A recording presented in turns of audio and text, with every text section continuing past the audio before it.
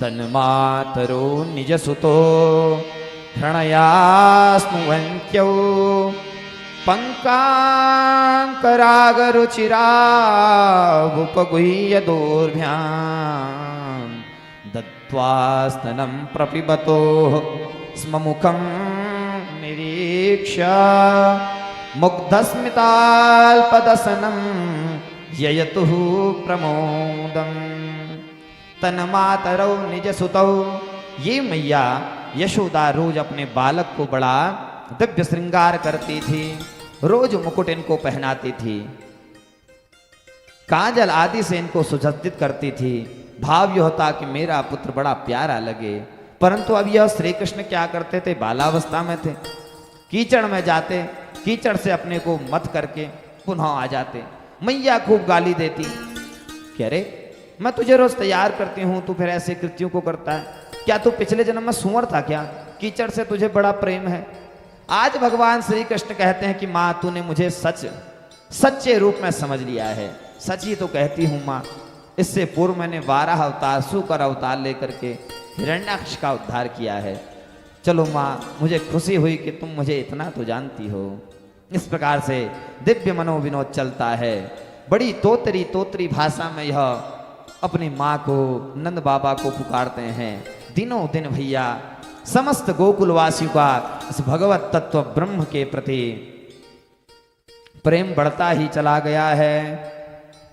आगे क्या हुआ, ये भगवान श्री कृष्ण ने मन में यह ठाना कि अब ये पालने में पड़े पड़े, इन गोकुल के नंद बाबा के महल में पड़े पड़े बहुत समय हो गया।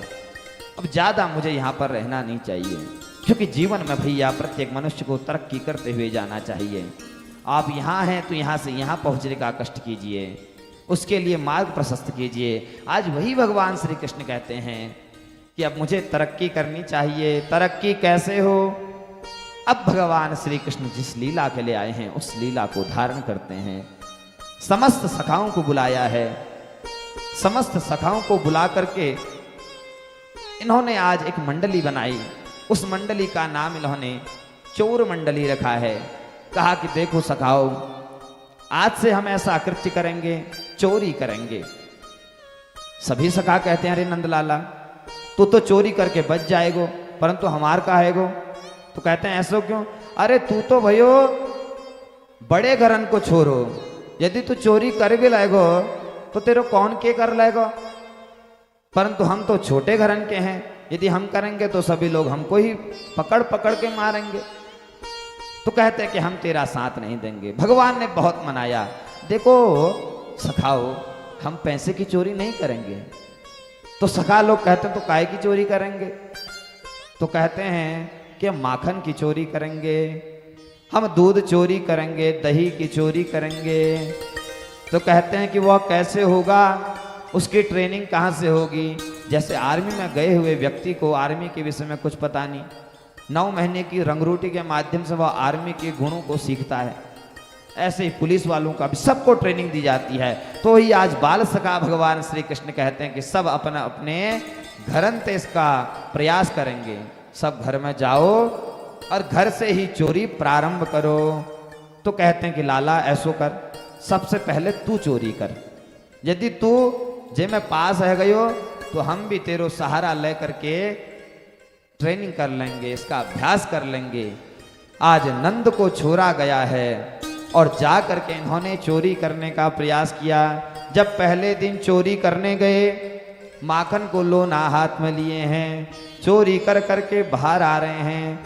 तुरंत वहां पर एक शीशा था, उसमें अपने प्रतिबिंब को देख करके बड़े भयभीत हुए। बिंब को देख करके कहते हैं अच्छा तो ये मेरो माँ ने यहाँ पर धरो है माखन की रखवारी के काजे। देख तू भी मेरो जैसो हतो और मैं भी तेरो जैसो। देख एक काम करें, ना तू माँ को बताओ और ना मैं माँ को बताऊंगो। जे काम कर लेते हैं कि जो मैंने माखन चोरी किए हो, जाको एक भाग तेरो हैगो और जाको एक भाग मेरो। तो चोर चोर मौसे रे भाई है। तो आज भगवान बाल सखा उस प्रतिबिंब में देख करके तोतरी भाषा में ऐसे वचन बोल रहे थे। तो यशोदा मैया उसका दर्शन कर रही हैं, मन ही मन बड़ी प्रसन्न हो रही हैं। परंतु मन में यह विचार किया कि यदि आज मैंने अपने इस छोरों को नहीं रोका तो आगे जाकर के बड़ा भयानक चोर हो जाएगा। डांटा है, क्या करता है अंदर, मधुर मधुर वाणी में बोला है। तो कहती कि माँ देख, मैं तो यहाँ पर रखवारी करने का आज आया था, परंतु ये देख प्रतिबिंब में ये छोरा है, ये माखन की चोरी कर रहा है। माँ इसको मैं डांट रहा हूँ। माँ इसका दर्शन कर रही हैं। मातः क एक नवनीतमिदं त्वदीयं लोभेन चोरं नियुमाद्य गृहं प्रविष्टः मद्वाद्धरणं न मनुते मयि रोषभाजी रोषं तनोतु नहीं मे नवनीत लोभः। भैया ये भागवत का श्लोक नहीं, कृष्ण करणामृत में यह श्लोक है।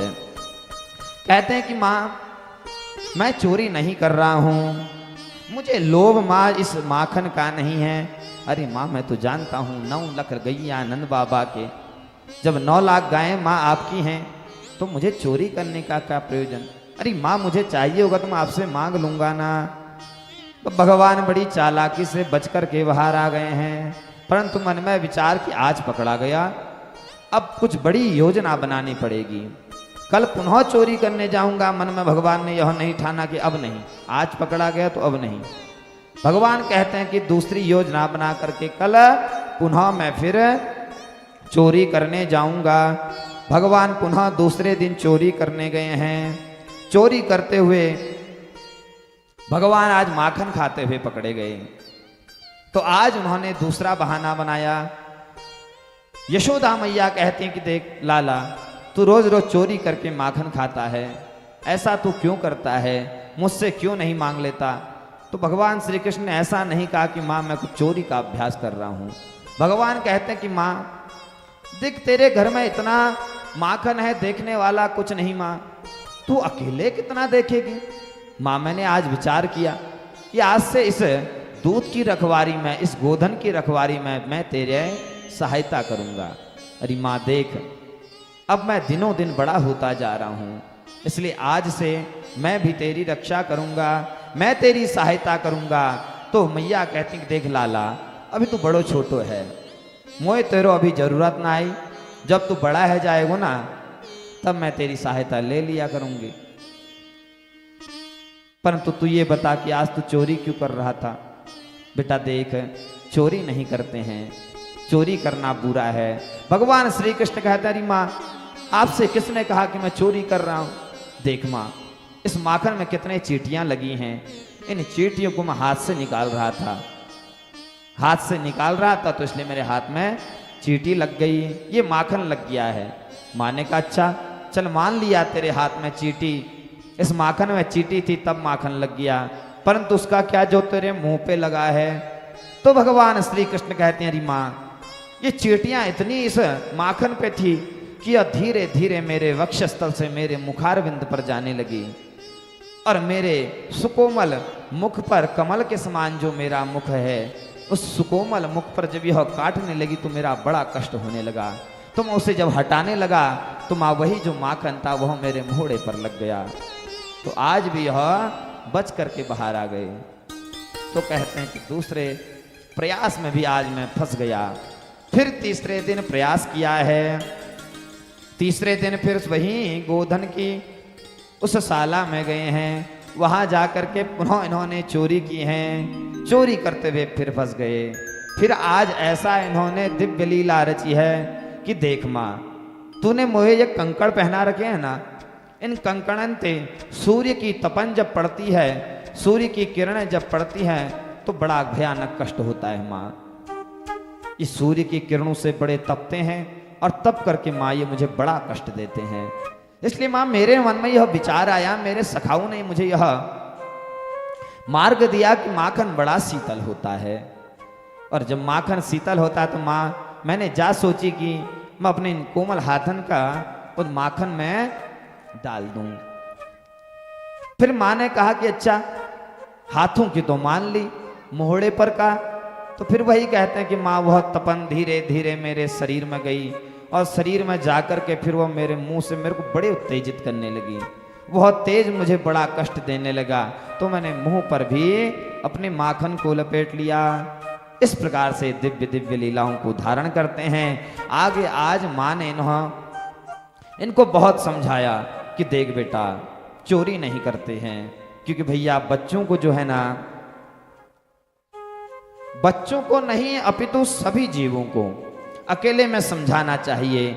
उन्हें ऐसे ऐसे वचन देने चाहिए उस समय कि उनको कोई कष्ट ना हो, उनको यह ना लगे कि उनका अपमान हो रहा है।